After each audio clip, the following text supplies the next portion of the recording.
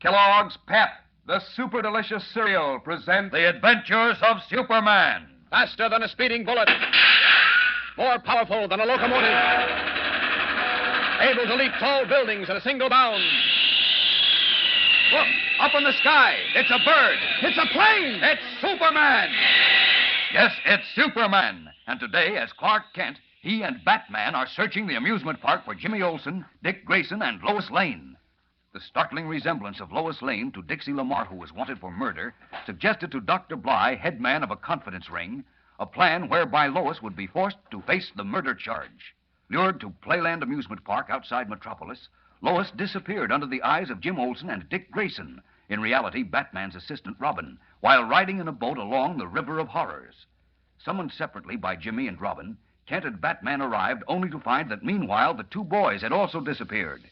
But they did spot Dr. Bly, still wearing the dark glasses and white wig in which he was masquerading as Mr. Hemingway, press agent for the amusement park. Kent and Batman gave chase as Bly ducked into the Hall of Mirrors, and as we join them now, they are virtually lost in the maze of mirrored corridors. Listen. Oh, we'll never get out of this labyrinth, Kent, let alone find anyone. Maybe we'd better turn back. And lose that bird with the white hair and dark glasses? He's our only clue. I know, but we seem to be going around in circles. Unless I'm crazy, we've passed that mirror 5 times, the one that makes you look skinny. It's not the same one. Well, it looks the same. Well, maybe they all look alike to me by now. I'm getting dizzy. Mirrors on the walls, mirrors on the ceiling, even mirrors on the floors. Why people pay admission to come in here, I'll never know. Look out, Kent. You're walking right into a mirror. No, it's an optical illusion. The corridor takes a turn here. Well, you've got better eyes than I have, I'll tell you that. Yeah, that's one trouble. They're not good enough. What do you mean? Well, all these mirrors must be backed with lead in addition to a coating of mercury. I can't see through lead. Well, who can? Well, ordinarily, Yeah, I guess I'm not making much sense, am I? Well, I'm not surprised. This place is my head spinning like a top. Can't think, let alone make sense. We'll be out of it soon. Uh-oh, you better get behind me here. The corridor's narrow from here on. All right. I suggest we turn back and search the park for Jimmy and Dick. Why? After all, Ken, if we can locate the kids, we shouldn't have too much trouble finding out. Hey! Help! Batman! Where are you? Batman! He's gone. Disappeared. I heard something open and then close. But where? Can't see through these mirrors. Batman! Where are you? Batman! Answer me! Robbed of his X-ray vision by what's apparently lead coatings on the backs of the mirrors, Kent is helpless, even as Superman, to locate his suddenly vanished friend. Meanwhile, outside the gates of the amusement park, in a seemingly deserted frame house, the little man with the big ears, Dr. Bly's jitterbug assistant Happy, is guarding Lois Lane behind the locked door of a room. On a rickety table in one corner, a cheap phonograph is blaring out the rhythmic beats of a jazz pianist. Finally, Lois, pacing up and down the room, can't stand it any longer. The least you can do is to stop that phonograph. That banging piano is driving me crazy. You kidding? No, I'm not kidding. That boogie-woogie don't set you, chick. You ain't reading. It'll send me all right out of my mind. Turn it off. Okay. Keep your silly cigar. That's better. The trouble with you is, you ain't got no depreciation for solid sending. I'll take Toscanini if you don't mind. Yeah? Who's he play with? What combo? Never mind. Look, music lover, what gives here? When am I going to get out of this fire trap? You got me, sugar. We're waiting for the big guy. And who is the big guy? You asked me that before, remember? And I told you nix. That still goes. Nix. I tell you, a mistake has been made. Truck on down, sister. There ain't no mistake. The big guy's cutting a mean groove this time. Both you and the big guy, whoever he is, are going to find yourselves in plenty of hot water. Do you ever hear of assault and battery? I heard of salt and pepper. Oh, very funny. Very funny. Ever hear of kidnapping? You mean putting a snatch on a lug? Crudely, yes. It's punishable by life imprisonment. So unless you want to spend the rest of your days behind bars, you'd better unlock that door and let me out of here. Now, so pipe down. And don't tell him I was playing that jive box or you'll catch real trouble. Open up, Happy. Coming. What took you so long? I was just... Close the door and lock it. Read. So, you're Miss Lane. Delighted to meet you. I can't say the feeling is mutual.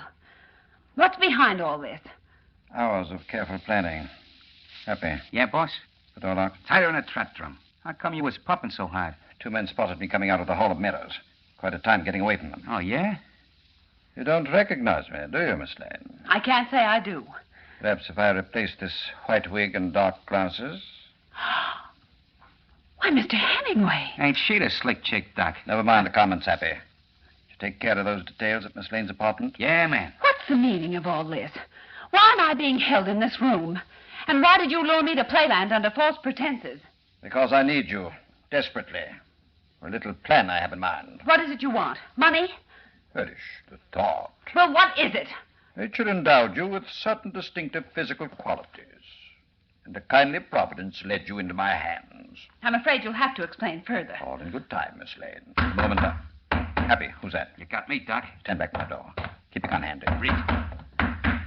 Who is it? It's me, Doc. Dixie. Dixie. Burn my flower. Happy, stop the lane, girl. She's heading for the window. No, you don't. You let go of me. Let go of me. Let go of me. Struggling to reach the window in an attempt to smash the glass and attract attention, Lois unknowingly is gambling against death, with the odds against her. We'll return in a moment for the exciting climax of today's episode. But first, here is your announcer. Remember the thrill you got last time you found a penny or a nickel? Well, that's the same sort of thrill you get when Mother opens a package of Kellogg's Pep. Because you know there's an exciting prize tucked away inside. Probably one of those swell insignia or warplane buttons you're collecting. Probably one of the second series. These buttons really are honeys, aren't they? The colors are clear and sharp and brilliant. Why, these buttons fairly sparkle when you pin them on your shirt or jacket or cap. Make you look smart, like the insignia of the Army 370th Bombardment Squadron, that bright golden bomb on a blue background. Or that fiery red dragon riding the black torpedo. That's the insignia of Navy Torpedo Squadron 3. In fact, any one of these buttons is a mighty swell prize to find inside packages of that super delicious cereal, Kellogg's Pep. That's the only way you can get them, you know. You don't send in any money. No, sir, not even a box stop. But every time Mother opens a new package of Pep, you'll say they're mighty swell prizes from Pep, P-E-P, made by Kellogg's of Battle Creek. And now, back to the adventures of Superman.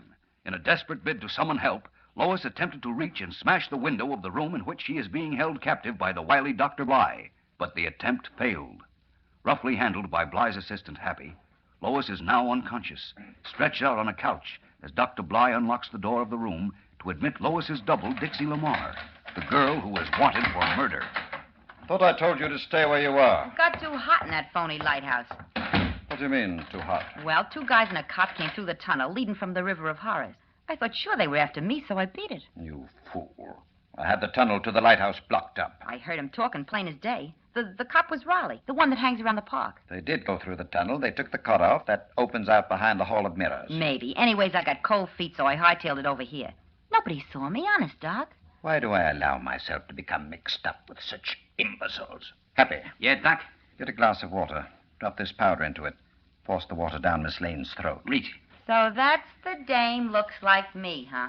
With more brains in her little finger than you have between your ears. Oh, yeah? She's gonna burn, ain't she? Does that take brains? Don't lead me into any deep discussions at this time, Dixie. Liable to say some things that might embarrass you. Any event, we haven't time for idle chatter. We have work to do. Important work. Just pour it down her throat, Doc? Yes, all of it. Hey, what's that for?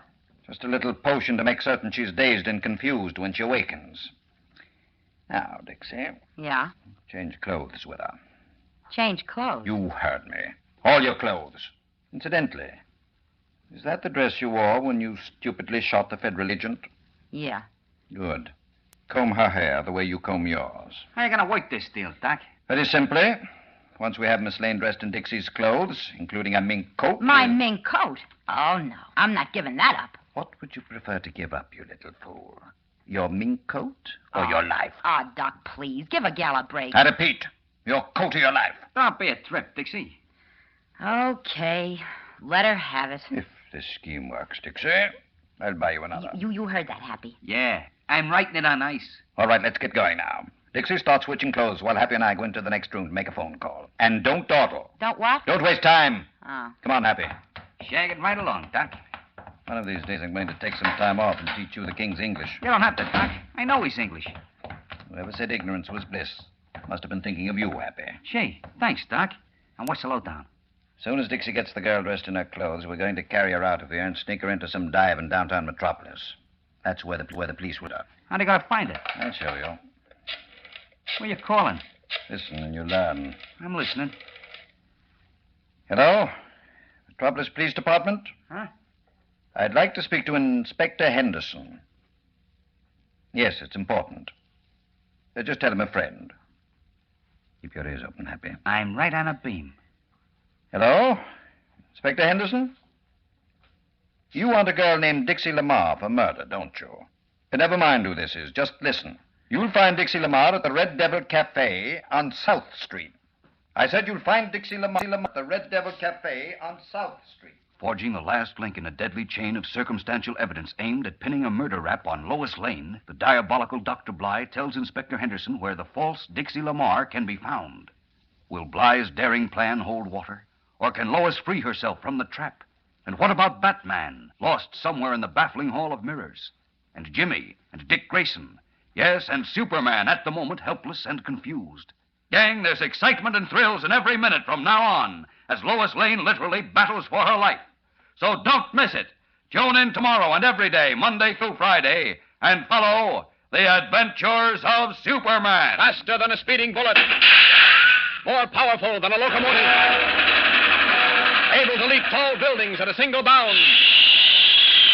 Look, up in the sky. It's a bird. It's a plane! It's Superman. Fellows and girls, be sure to follow The Adventures of Superman, brought to you every day, Monday through Friday, same time, same station, by the makers of that super delicious cereal, Kellogg's Pep. And for other thrilling adventures of Superman, see your local newspaper. Superman is also a copyrighted feature appearing in Superman DC publications. This is the Mutual Broadcasting System.